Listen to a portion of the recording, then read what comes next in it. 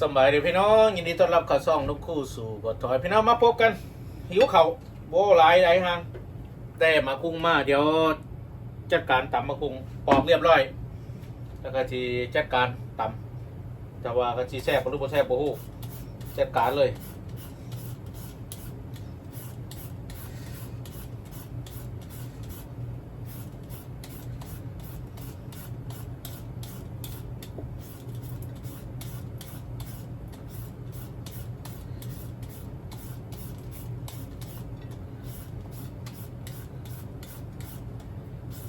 ยังมีมากุ้งมาก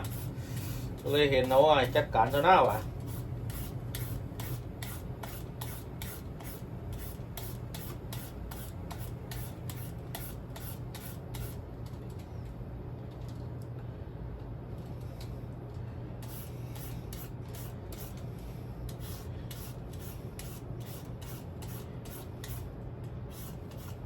แต่ก็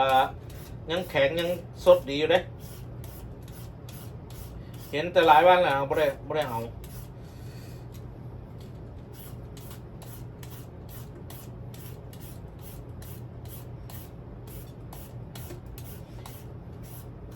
ที่อยากกินตำมะคุงกับข้าวรีมีข้าวเหนียวด้วยเลยสิปิ่งปลากินกับตำมะคุงเบิกด้วยเป็นยังไงพี่น้อง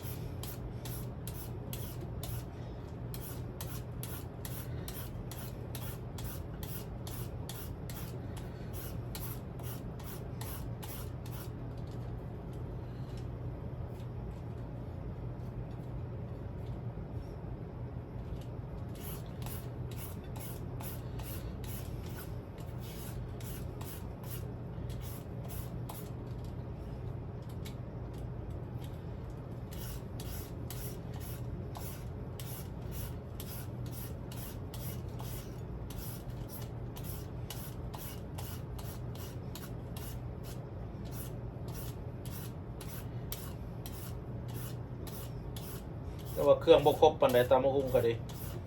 รู้ว่าชีแซ่บบ่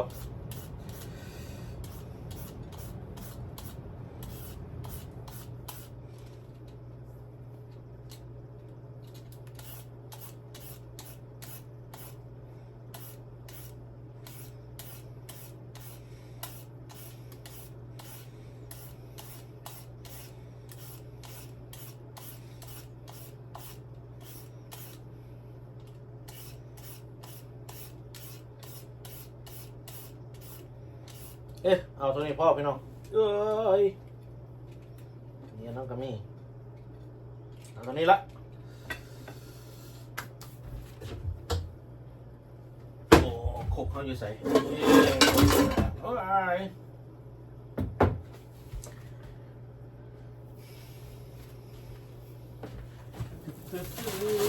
นี่มาคุกเขาเหตุการณ์ผมฟัง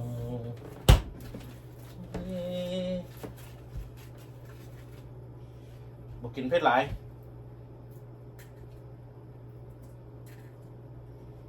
สามสี่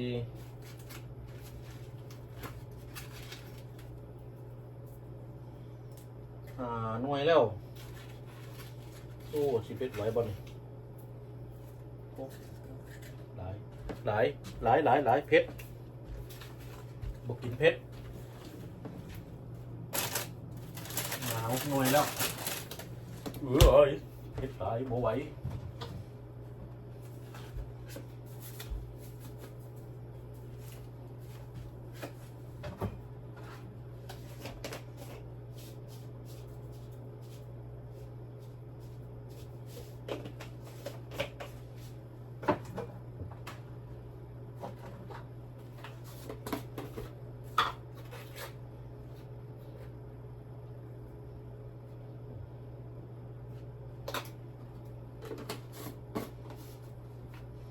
ใส่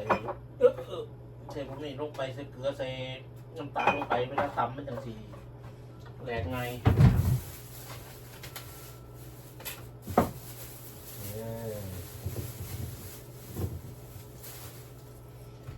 บอกกระเทียม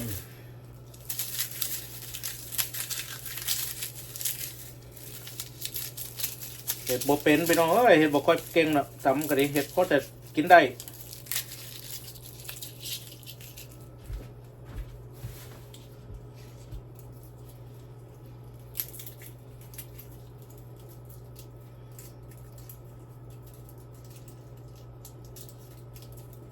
โอ้กระเทียมหัวใหญ่หลาย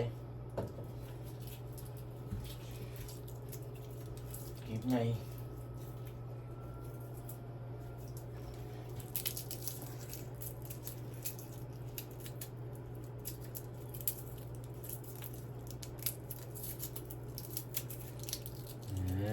ใส่กระเทียมมันจะได้หอมหอม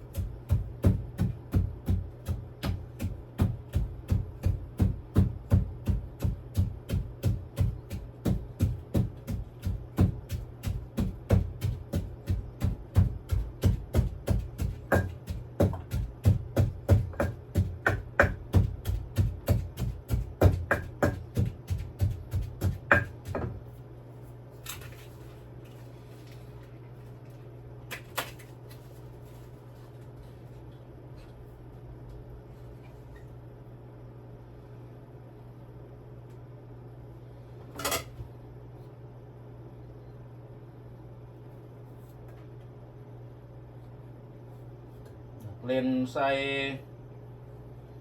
กินแบบด่วนเลยเห็ด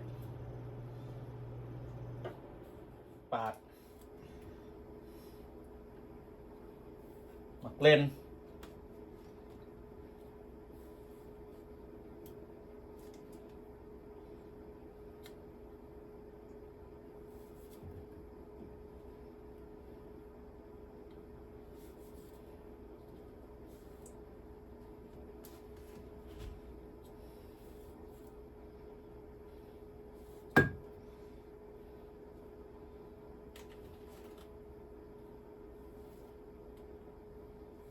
ครับพอเล่นกับพ่อ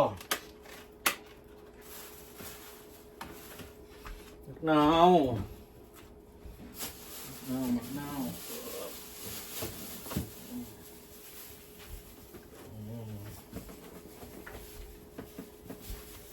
คือว่าโดนแล้วมะนาวกันดิเราไม่ได้ใส่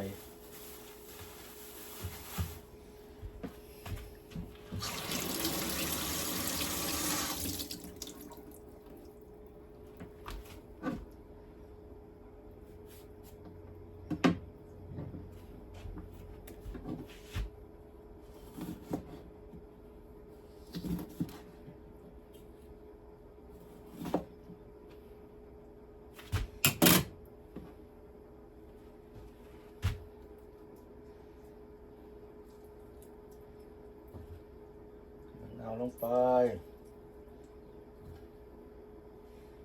ดูว่าสิเนี่ยมันสิหลายโพดปลาแดกได้ปลาแดกมาก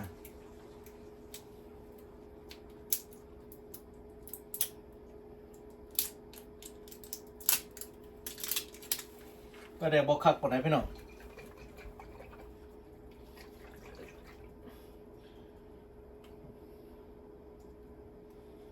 ว่าบทสามารถโอ้โหรสชาติปลาแดกมันจะเป็นยังไงแตะๆบังดู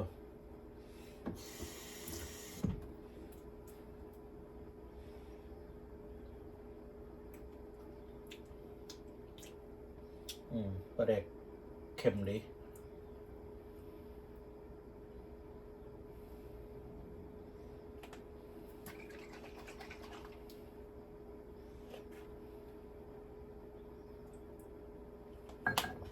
เยอะ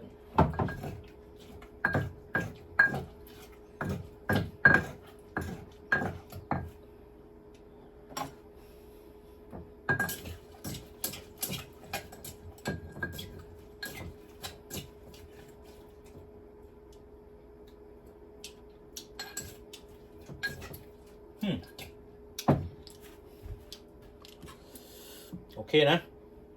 แซ่บ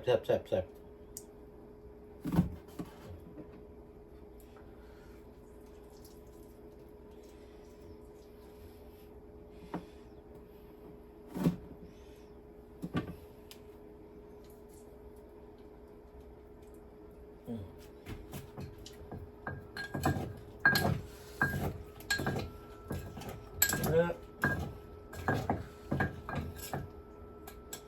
มเบอร์ก่อนยิ้วใช่ได้สุดยอด สุดยอดเฮ้ย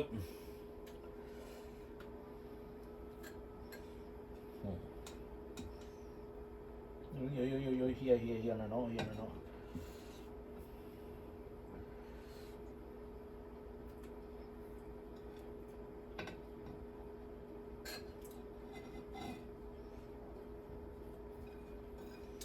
รสชาติได้ตามใจอยู่ได้ตามใจอยู่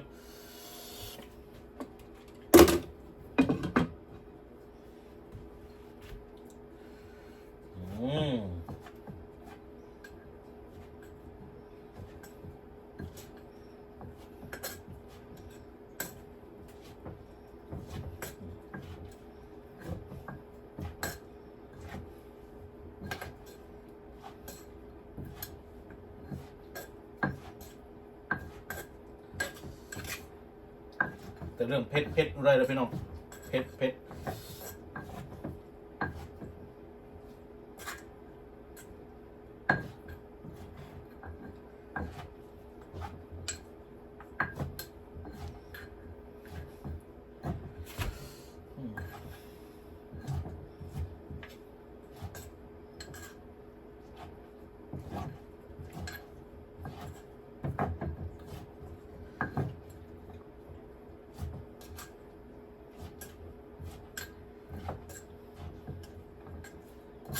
เลิก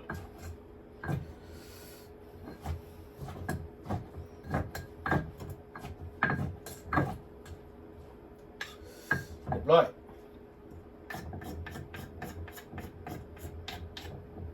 ต้องซิมเอาซิมน้ำปรุงเรียบร้อยแล้วแต่มัน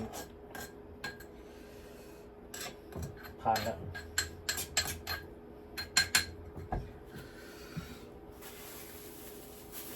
เก็บมาหุ้งไว้ป่ะนี่เดี๋ยวตามได้อีกเทื่อนึงเพราะว่าเฮ็ดร้านมันก็สิบ่แซ่บ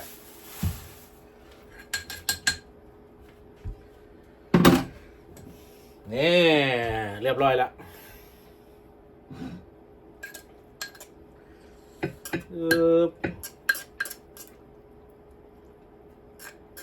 เห็นไหมพี่น้องตำมะฮุงสูตรลงโค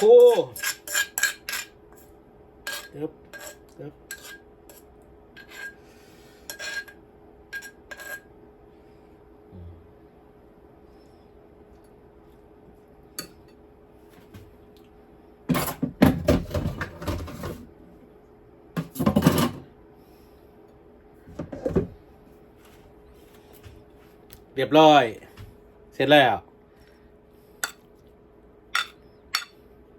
เดี๋ยวไปเจอกันอยู่ที่โต๊ะอาหารพี่น้องสบายดีพี่น้องมาพบกันตอนนี้อาหารเท่ากันเรียบร้อยแล้วกับตำมะฮุงกับเซตซับแล้วปิ้งปลาแต่ปิ้งปลาตัวใหญ่บักใหญ่เลยปิ้งปลากับข้าวเหนียวตำมะฮุงมาบอกว่าหลายอย่างห่างกินข้าวน้องกันพี่น้องหิวข้าวเลย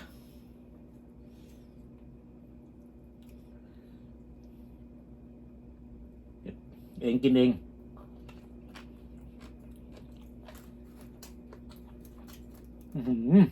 ฮ้อน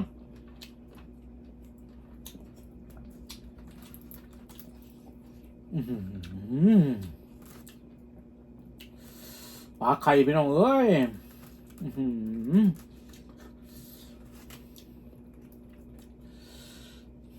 กินหนังมันปลาห่อน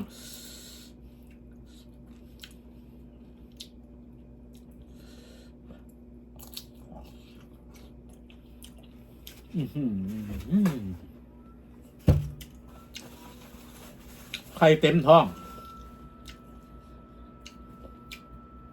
แล้วมิดว่า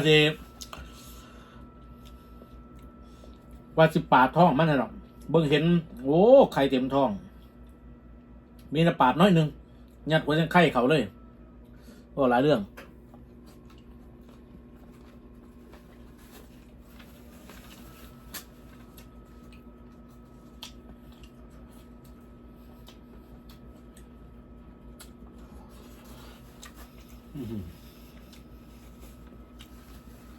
สมหวังเลย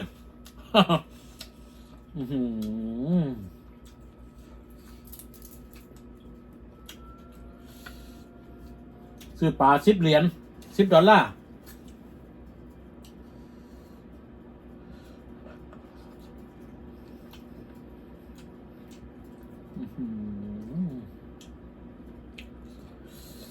ตักไข่มัน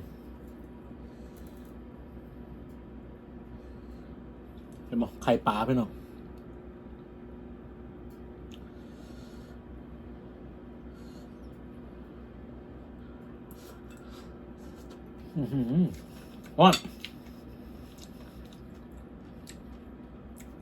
หอมเราใส่หัวไข่ใส่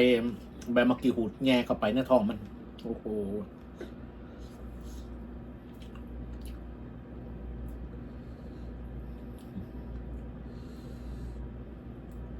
ตึกปลาได้ไข่พร้อมหนึ่งสุดไหมฮะ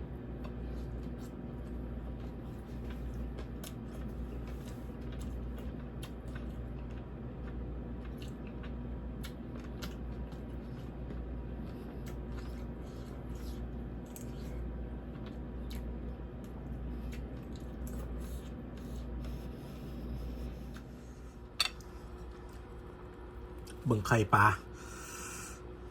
โอ้โหห่อนอย่างห่อนๆเลยโอ้โห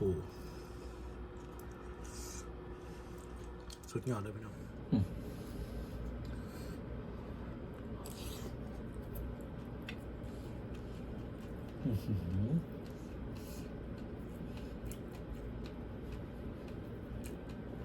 ไข่มันแตกจะปากปอกปอกปอกปอกมัน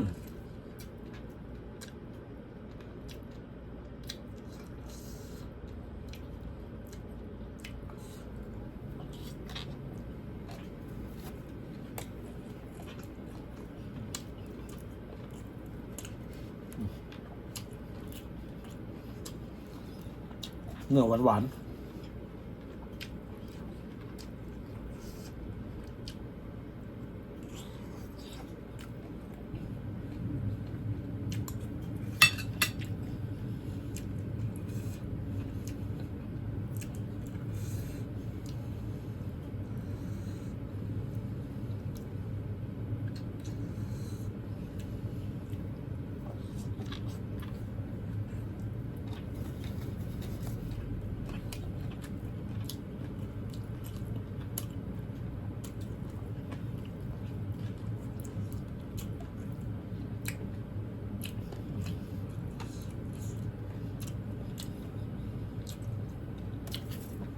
สำหรับพวกข่าวว่าปลานี่ที่แซ่บที่สุดที่เคยกินมาก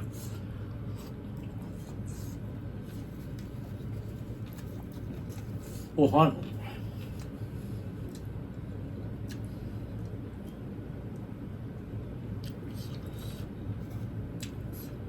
ปลาขาวหิมะ พอดีตามมะฮุงกับบถือว่าเผ็ดถึกใจเยอะ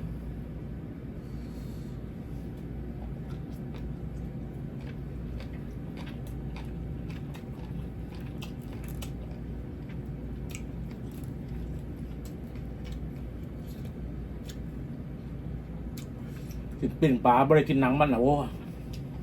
บริเรื่อง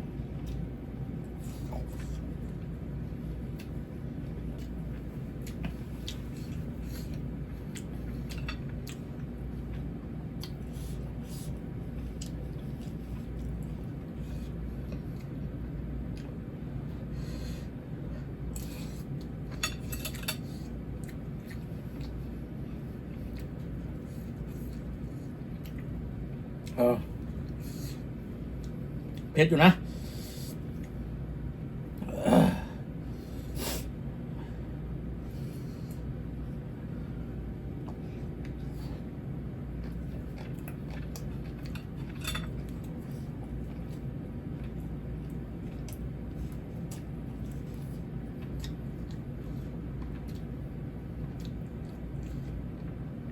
กล้ามมันก็มีบ่หลายหรอกลองมาเป็น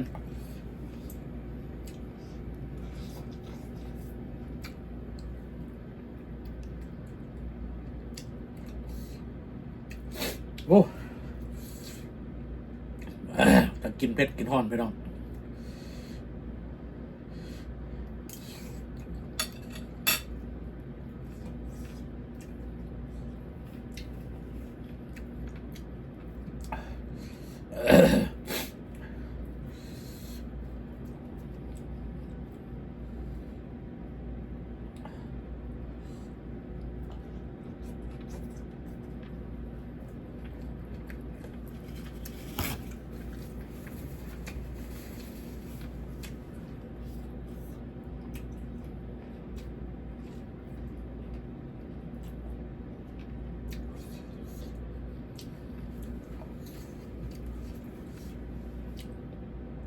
ว้าว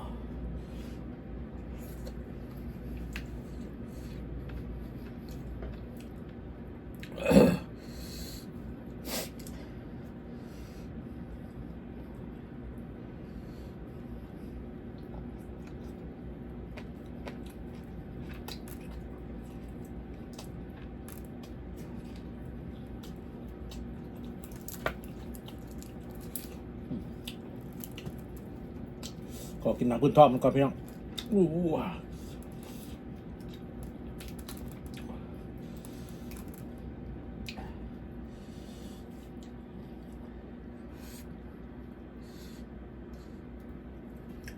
มันแสบเลยต้องเราว่าปลาตัวนี้มันสิแมนนักระดับ5-6 โลอ่ะ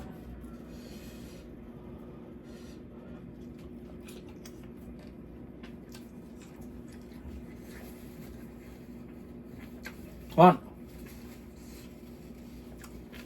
โอ้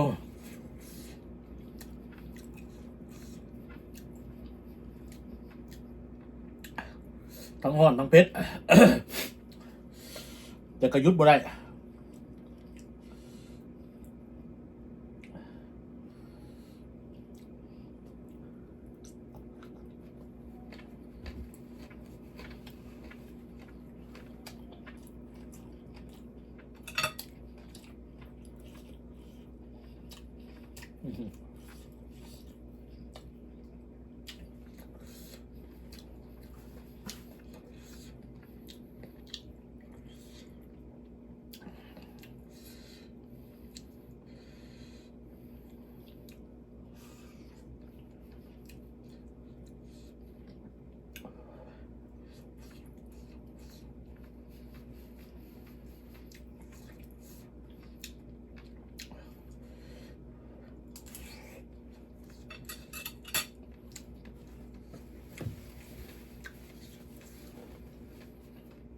โอ้เผ็ดเฮ้ยสงสารพี่น้องเห็นหนาตามบูดเบี้ยวเอาเท่านี้ก่อนแล้วกันพี่น้องเดี๋ยวจะจัดการจะได้กับฝากกดไลค์กดแชร์กดติดตามช่องน้องคู่สู่ปะถอยในเรื่องพี่น้องเด้อโอเคเจอกันใหม่บ๊ายบาย